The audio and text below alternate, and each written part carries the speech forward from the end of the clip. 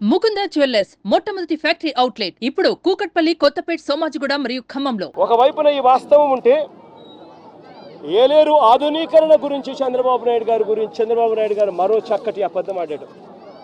అసలు ఏలేరు ఆధునీకరణ, modernisation of canal, ఇది మామూలుగా ఒక కెనాల్ను మోడర్నైజ్ చేయాలి అని అంటే ఎప్పుడైనా కూడా ఎప్పుడు అవకాశం ఉంటుంది, ఎప్పుడు వెసులుబాటు ఉంటుందనంటే ఆ కెనాల్లో నీళ్లు ఆపగలిగినప్పుడు, నీళ్లు పారనప్పుడు, లేకపోతే క్రాప్ నీళ్లు డ్యామ్లో నీళ్లు ఉన్నా కూడా చేయాలని అనుకుంటే క్రాప్ హాలిడే డిక్లేర్ చేస్తే తప్ప మోడర్నైజేషన్ కార్యక్రమాలు చేయలేము.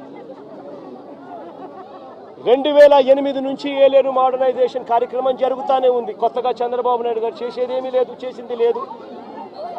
2008లో ఆ దివంగత ప్రీతమ నాయకుడు రాజశేఖర రెడ్డి గారు ఏలేరు రిజర్వాయర్కు సంబంధించి నాన్నగారు మోడర్నైజేషన్కు శ్రీకారం చుట్టాడు.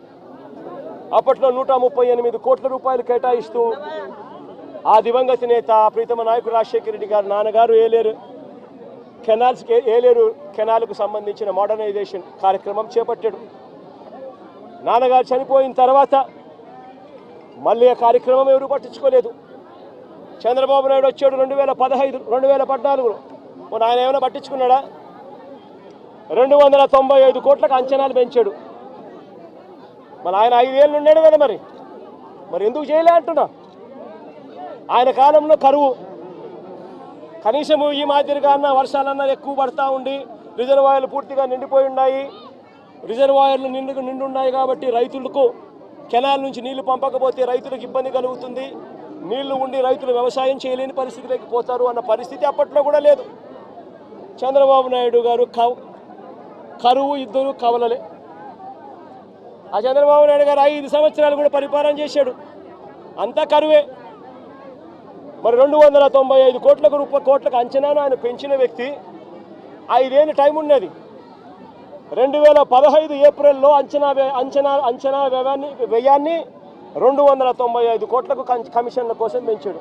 మరి పెంచిన ఆ వ్యక్తి ఎందుకు చేయలేదని అడుగుతా ఉన్నా. 2008 నుంచి 2023 దాకా, అంటే మా ప్రభుత్వం దాకా కూడా, ఇంకా మా ప్రభుత్వంలో వైఎస్ఆర్సీపీ ప్రభుత్వంలో ఇంకా చేయలేకపోయే మోడర్నైజేషన్ అనుకున్నంత వేగంగా అనేదానికి కారణమన్నా ఉంది. కారణం ఏమిటంటే ప్రతి సంవత్సరము బ్రహ్మాండమైన వర్షాలు పడతా ఉన్నాయి, రిజర్వాయర్లు పూర్తిగా నిండున్నాయి.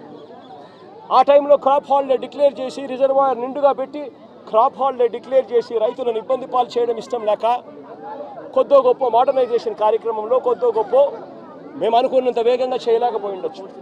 కానీ చంద్రబాబు నాయుడు గారి హయాంలో అంత కరువే ఉన్నప్పుడు ఆయన ఎందుకు చేయలేదని అడుగుతా ఉన్నా. ఆ 5 సంవత్సరాలు ఏమాత్రం చేశాడని అడుగుతా ఉన్నా. 2008 ఆ దివంగత నేత ప్రీతమ నాయకుడు రాజశేఖర రెడ్డి గారి హయాం నుంచి 2023-24 జగన్మోహన్ రెడ్డి గారి హయాం వరకు, జగన్ హయాం దాకా, మధ్యలో చంద్రబాబు హయాంతో కూడా కలుపుకుంటే కూడా ఇది కెనాల్ మోడర్నైజేషన్ కాబట్టి పంటలు అప్పుడప్పుడు ఆపుకుంటూ క్రాప్ హాలిడే డిక్లేర్ చేస్తూనే మోడర్నైజేషన్ చేయాల్సి వస్తుంది ఒకవేళ రిజర్వాయర్లో నీళ్లు ఉన్న పరిస్థితి అయితే.